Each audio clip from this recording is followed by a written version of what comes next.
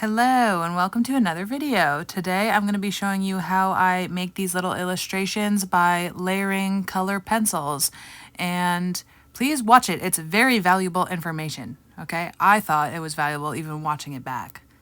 These are some sketches I did the other day. I just thought they were kind of funny. I like the frog with the umbrella. It got a pretty warm reception here, so I thought I should show it. And that snail that's on the page, I'm going to be sort of replicating that. So I started out by just wanting to warm up. I wanted to do like a grumpy frog, and I wanted this to mostly be frogs. But I made some other things besides frogs too.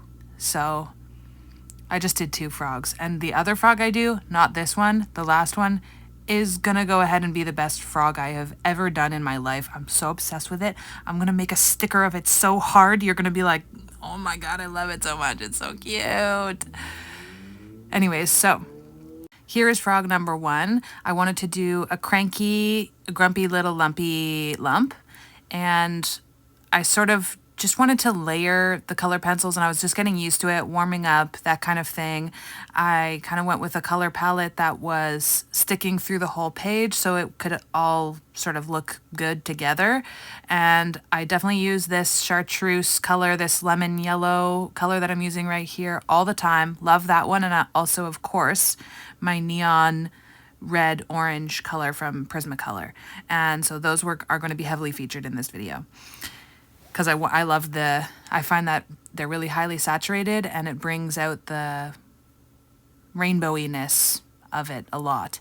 So you go in with the local color. I just did at first the color that I sketched with, which was just a light sort of minty green color, and slowly started adding more and more colors, and decided to do this sort of dark pink color for my darkest color, my outlines and stuff like that, and just took a bunch of high saturated colors and layered them over top of each other, along with a little bit of low saturated colors such as sort of grayish purple, and mixing those two together.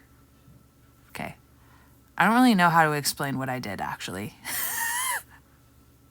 So I'm hoping what you are watching is going to be giving you information on how I did it, because it's really hard to explain. And I know I hyped it up at the start and said this is really valuable information. I still think that it is. It's just I'm not good at explaining things all the time. All I can say is that there's shadows, there's dark spots, there's light spots, there's highly saturated spots, there's spots where you can see that the sun is hitting. And I generally use darker colors on the edges of shadows to outline where they are, but then within the shadow, there could still be lighter colors there. But as long as you outline the shadow with a bit of a darker color, you know it's a shadow. I really, really hope it makes sense, and I will get it together as this video and voiceover goes along. But for now, I'm just doing the best that I can. Okay? And I know it's all colored pencil, and that's hard to watch. And I know everybody likes watching the paint because it's really satisfying, but there's just something about colored pencil that just looks so good. It's got a nice grainy texture. You can do so much more with it because it's so easy to control. So that's why I love colored pencil. And I encourage you to use it, in fact, because you can use it in a painterly way, but video-wise, it is harder to do. It's harder to keep your attention, I'm finding. That's what I'm gathering. But I still wanted to show it to you for anybody that cares. And like I said, I can't stress enough how much I'm going to freak out about this frog that will be at the end. And that's pretty much worth it all. And I didn't put it at the end on purpose. It just ended up being the last one I did because I liked it so much. Here I am sketching it. I decided to sketch in pink because I saw somebody on TikTok do that, and I was like, ooh, I love that. This is a salmon pink from Faber-Castell color pencil. Oh my god, it looks so good. I love that little baby. And then I decided to do a worm. I really don't know what's wrong with me, because I genuinely was like, this whole page is going to be frogs. But the second I put some type of a boundary on myself, or anybody asks me to do anything art-wise where they're like, hey, can you do this? I don't want to do it anymore. I want to do something else, and I just can't be held down, you know? It's a gift and a curse. So I started by doing this snail that I drew because I'm pretty much have drawn a lot of snails in my time and I know how to tackle them. So I was like not too nervous about that. The worm, I had never done anything like that before. So I was kind of thinking like, I want to make this worm look wet and shiny. So I was sort of wondering about how to do that. So I thought I'd do another little kind of warm up with the snail. So again, went in with generally the same colors as the cranky frog up top for the shell. And I wanted this snail to be like laying down its head and looking exhausted because that's how I was feeling. So I wanted it to emulate my mental state. Just kidding.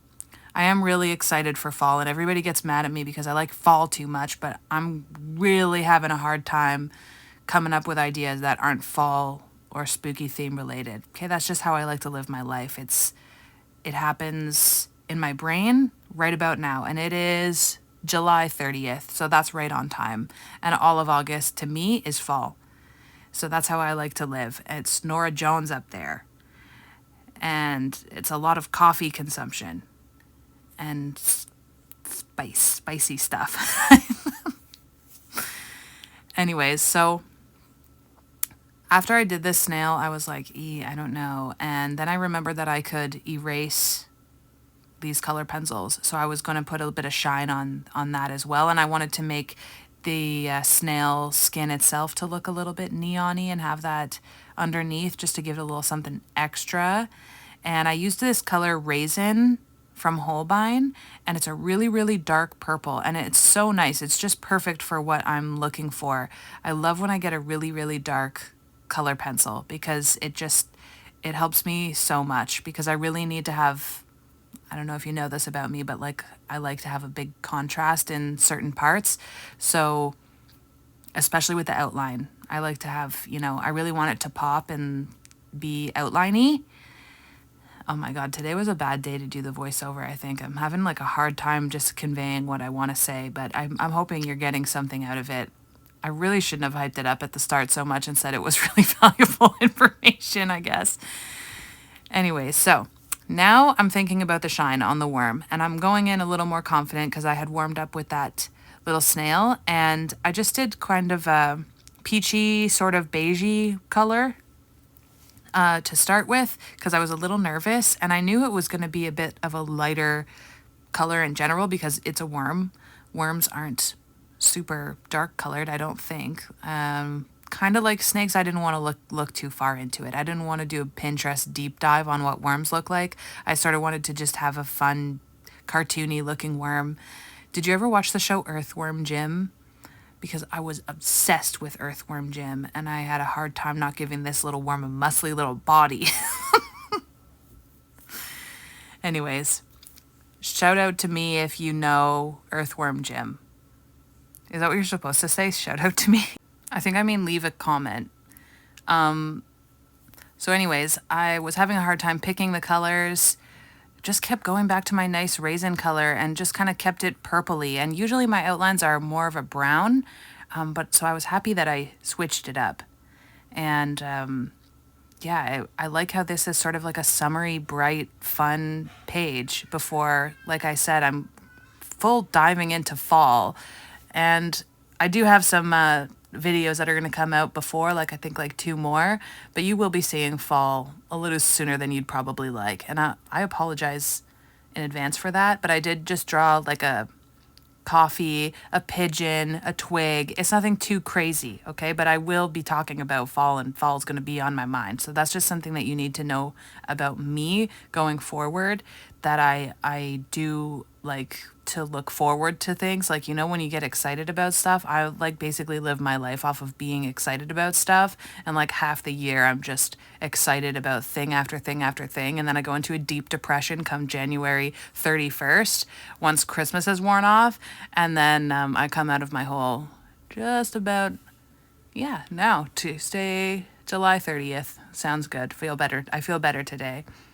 One time I acted like my real self on TikTok when I did a voiceover, and somebody asked me if I was drunk, and then I got self-conscious and stopped doing voiceovers. I hope that doesn't happen again. I'm just trying to be myself. And what I'm realizing now is that I did say earlier that this video I was going to pull it together and sort of give a better tutorial as we went along, but it appears that I've done the opposite. So I'm sorry about that. I'm now doing my beautiful, precious little baby boy. Basking in the sun. What can I say? Still kind of kept the same color palette, but I had the worm beside, which was mostly that pinky kind of color. So I was kind of mixing them all together, like the pink from the worm and then the snail. So it's just the perfect mix, I find. And I'm really, really happy I left this little guy to the end because I think I was just had all of the. I actually don't do color pencil drawings that often. Most of the time I put some type of markers, little wash underneath, something. So it was a lot of layering, and I actually found it really, really fun. And it did take a while, but it was worth it. It was a really good experience because I think the one I did at the end was so much better than the one I did at the start.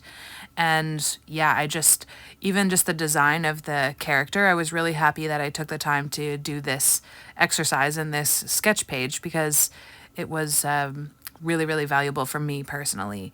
I took my neon, that's my neon orange color, and I just kind of went along the side where the sun would be going on. And that's the desaturated purpley gray color that I liked to add to all of them as well. I really, really love that color. I think it's called like Fog or something like that from Holbein, and I just find myself going to it a lot. And then I did the raisin color for an outline once again, and I think I did a little bit of brown in the outline possibly as well, and this just went so good. Like I didn't have any issues. There was no problems. I wasn't getting frustrated. I was just having such a good time. I was like, this is awesome. I can't wait. So this is my mechanical eraser. It's like a mechanical pencil, but it's an eraser. And this is where I just wanted to put a little bit of shine onto the snail to make it a little bit, more, give it a little something else. I was not going to be doing that with my frog baby because I just couldn't possibly risk it. But I did do it with the cranky frog, the snail, and the worm as well. And those little lily pads up there, I was just doing a little warm-up sketch and wanted to fill the area, so whatever, they're just there. I like them the least. Anyways, thank you so much for watching this if you're still here, and my deepest apologies. Okay, see you next week. Bye!